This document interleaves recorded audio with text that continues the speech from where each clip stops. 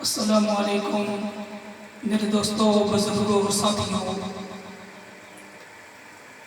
دعا ہے اللہ تعالیٰ آج کا دن ہم سب کے لیے خیر و برکت والا دن بنائے۔ میرے دوستوں، بیان تو پہلے ایک گزارش عرض کرنی ہے۔ اگر آپ کو بیان اچھا لگے تو اس چینل کو سبسکرائب کریں، لائک کریں اور دعا کریں۔ تو حضرت ذکر کا آؤ میں اپنے موضوع کی طرف آتا ہوں۔ آج کا میرا موضوع حضرت قاسم کی شہادت۔ حضرت عباس کی لاش کو دفن کرنے کے بعد امام مظلوم واپس خیموں میں تشریف لائے، جنگ کی تیاری کی اور اپنے جسم پر ہتھیار لگا ہی رہے تھے کہ حسن کا لال شہزادہ قاسم دست بستہ سامنے کھڑا ہو گیا اور عرض کی چاچا جان، کیا میں اہل بیت میں سے نہیں ہوں؟ فرمایا بیٹا کیوں نہیں؟ ابن حسن رضی اللہ عنہ نے پھر کہا تو پھر مجھے شہادت کا مرتبہ حاصل کرنے سے کیوں محروم کیا جا رہا ہے؟ میں ابھی تک اس انتظار میں رہا کہ آپ خود مجھے میدان میں جانے کا حکم فرمائیں گے، مگر شاید مجھے بیگانہ سمجھ کر دین پر قربان ہونے کی سعادت سے مایوس کیا جا رہا ہے۔ آج میرا بھی باپ ہوتا تو آپ ایسا نہ کرتے، وہ ضرور اجازت لے دیتے، مگر کیا کروں، کس طرف جاؤں اور کس سے کہوں؟ پھوپھی زینب سے کہتا ہوں تو وہ منہ پھیر لیتی ہے، چاچی جان سے درخواست کرتا ہوں تو وہ خاموش ہو جاتی ہے، بھائی اکبر سے التجا کرتا ہوں تو وہ جواب نہیں دیتے، اور آپ نے ابھی تک کوئی خیال نہیں کیا۔ چاچا جان مجھے بھی میدان جنگ میں جانے کی اجازت دے کر اپنے سخی ہونے کا ثبوت دیں۔ جگرے گوش رسول نے حسن کے لال کو سینے سے لگا لیا، آنکھیں اشکبار ہو گئیں اور فرمایا بیٹا تمہیں دیکھ لیتا ہوں تو بھائی حسن کی صورت سامنے آ جاتی ہے، تم میرے بھائی کی نشانی ہو۔ تمہارے باپ نے آخری وقت تمہارے حق میں مجھے وصیت کی تھی کہ حسین یہ میرا بیٹا قاسم تمہارے پاس میری امانت ہے، اس کا خیال رکھنا۔ تو بیٹا قاسم میں تمہیں اجازت دے کر اپنے بھائی کی امانت میں خیانت کیسے کر سکتا ہوں؟ جاؤ بیٹا آرام کرو اور اپنے چاچا جان پر رحم کرو۔ تو حضرت ذوالفقار نور نگاہ حسن نے رض کی، یہ تو ٹھیک ہے لیکن آج اگر میں اپنی جان بچا گیا تو کل قیامت کے دن میں اپنے باپ کو اپنی صورت نہ دکھا سکوں گا، اور اس وقت میں دادی فاطمہ کو کیا جواب دوں گا؟ جب انہوں نے پوچھا کہ قاسم میدان کربلا میں جب میرا پیارا حسین امتحان میں مبتلا تھا تو اس وقت تم نے میرے بیٹے کی کیا مدد کی تھی؟ اور پھر جب نانے مصطفیٰ نے فرمایا کہ حسن کے بیٹے قاسم کو لاؤ جو حقوں کے مارکے میں اپنی جان بچا گیا، تو دربار مصطفیٰ میں کون سا منہ لے کر جاؤں گا؟ امام دیکھو اون محمد نثار ہو گئے، عباس جان دے گئے، اور وہب قرب گانے تھے وہ قربان ہو گئے، مگر میں ابھی تک منہ دیکھ رہا ہوں۔ چلو مجھے اپنا سمجھ کے نہ صحیح بیگانہ جان کی اجازت دے دیں۔ سیدہ زینب پاس ہی کھڑی تھی، قاسم کی گفتگو سے تڑپ گئی اور فرمایا قاسم تمہارے باپ نے آخری وقت ایک تعویذ تمہارے گلے میں ڈالا تھا اور فرمایا تھا کہ اس کو کسی مصیبت کے وقت کھولنا، اور اس سے بڑھ کر اور کیا مصیبت آئے گی کہ بچے گرمی کی شدت میں پیاس سے تڑپ رہے ہیں اور دشمن اہل بیت کے خون کے پیاسے ہیں، آؤ میں اس تعویذ کو کھولوں۔ سیدہ نے قاسم کے گلے سے تعویذ کھولا اور پڑھا، اس میں ایک خط تھا جو حضرت امام حسین کے نام تھا، لکھا تھا کہ بھائی حسین میدان کربلا کے حق میں میرے بیٹے قاسم کو بھی شہید ہونے کی اجازت دے دینا، تاکہ دین ایمان کی حفاظت کی خاطر میرا خون بھی شامل ہو جائے۔ بی بی زینب حضرت قاسم کو دوبارہ امام پاک کی خدمت میں لے آئی تو عرض کی بھائی جان اب تو قاسم کو اجازت دینی پڑے گی۔ علی کے لاڈلے نے فرمایا کیوں؟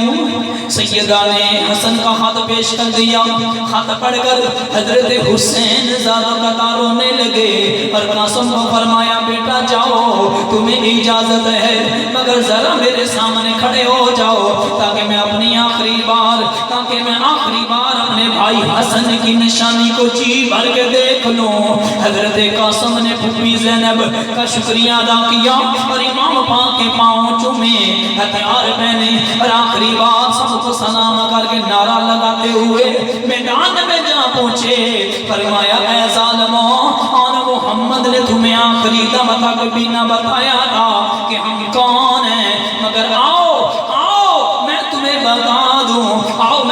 بتا دوں کہ میں کون ہوں۔ امام حسن کا بیٹا ہوں، پوتا مرتضیٰ کا ہوں، امام حسن کا بیٹا ہوں، پوتا مرتضیٰ کا ہوں، ہے دادی فاطمہ میری، دوتا مصطفیٰ کا ہوں، ہے قاسم نام میرا، قاسم کوثر لقب میرا، جہاں میں سب سے اونچا دیکھ لو حسب نسب میرا۔ ہمارے گھر فرشتے بھی اجازت لے کے آتے تھے، جو ہم آرام کرتے تھے تو وہ جھولا جھولاتے تھے۔ ہوا کیا آج میں 3 دن سے بھوکا پیاسا ہوں، مگر یہ جان لو پھر بھی محمد کا نواسا ہوں۔ میں آیا ہوں تمہارے سامنے ایمان پر مرنے، نبی کی شان پر مرنے، علی کی آن پر مرنے۔ اور پھر آپ نے یزیدی لشکر کو مقابلے کی دعوت دی۔ عمر بن سعد نے دیکھا تو بول اٹھا بہادرو خبردار، یہ علی کا پوتا اور حسن کا بیٹا ہے، ایک ہوگا اس کے مقابلے میں نہ جانا۔ آپ نے 3 بار للکاریا، پھر کسی کو مقابلے میں آنے کی جرت نہ ہوئی تو آپ خود ہی میدان میں چلے گئے۔ توحید رسالت کے پشتاروں کے لیے آسمان سے پانی برسا دینے والا مالک، اگر نہر فلاد ہماری قسمت میں نہیں ہے تو نہ صحیح۔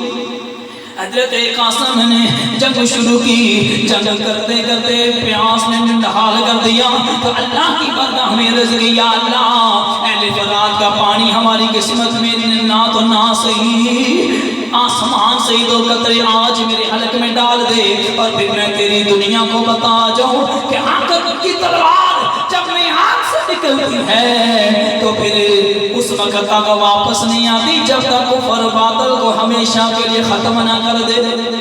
مگر ہاشمی شہزادے کی یہ التجا قبول نہ ہو سکی اور پردہ غیب سے آواز آئی کہ اے امام حسن کے لال، میں اگر چاہوں تو خاک کربلا سے ہی چشمے ابال سکتا ہوں اور طوفان کے آسمان میں آب حیات پیدا کر سکتا ہوں، مگر یہ تو تقدیر ہے جسے آج تم ادا کر رہے ہو، اور یہ تو منشاء الہی ہے جسے تم پورا کر کے باطل پرستی کی دیواریں ہلا رہے ہو۔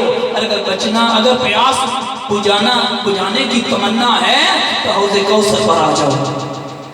عمر بن سعد نے امام حسن کے لال کا یہ انداز جنگ دیکھا تو گھبرا کر چلایا اے شام آرا کے بہادرو، آج تمہاری جرت کہاں غارت ہو گئی ہے؟ تم میں سے کوئی ہے جو قاسم کو قتل کرے؟ اس کی انداز جنگ اور اس کی جرت شاہ سوار سے پتا چلتا ہے، اگر یہ 3 دن کا بھوکا پیاسا نہ ہوتا تو اس کی تلوار ہم سب کا خاتمہ کر دیتی۔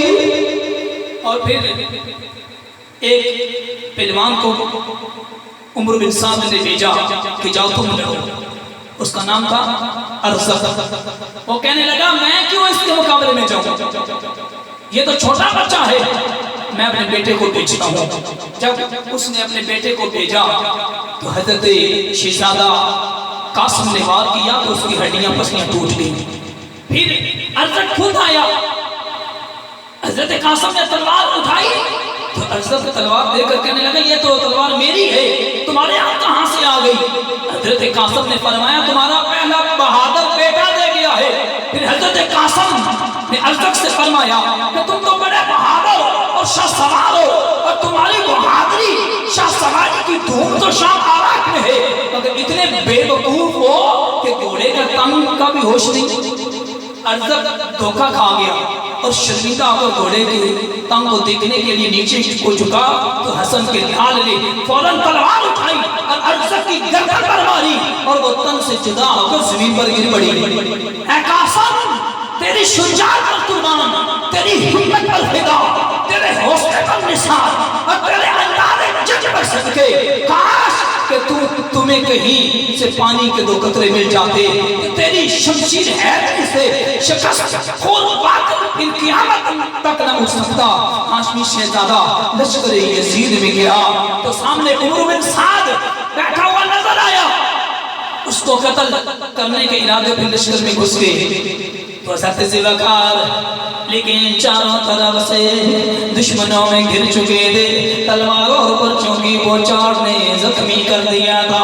آپ کا پورا جسم زخمی ہے، زخموں سے چور چور ہے۔ آپ کے سینے پاک میں ایک بدبخت نے نیزہ مارا جو آپ کے سینے سے پار ہو گیا اور آپ زمین پر تشریف لے آئے اور پکارا امام مجھے سنبھالنا۔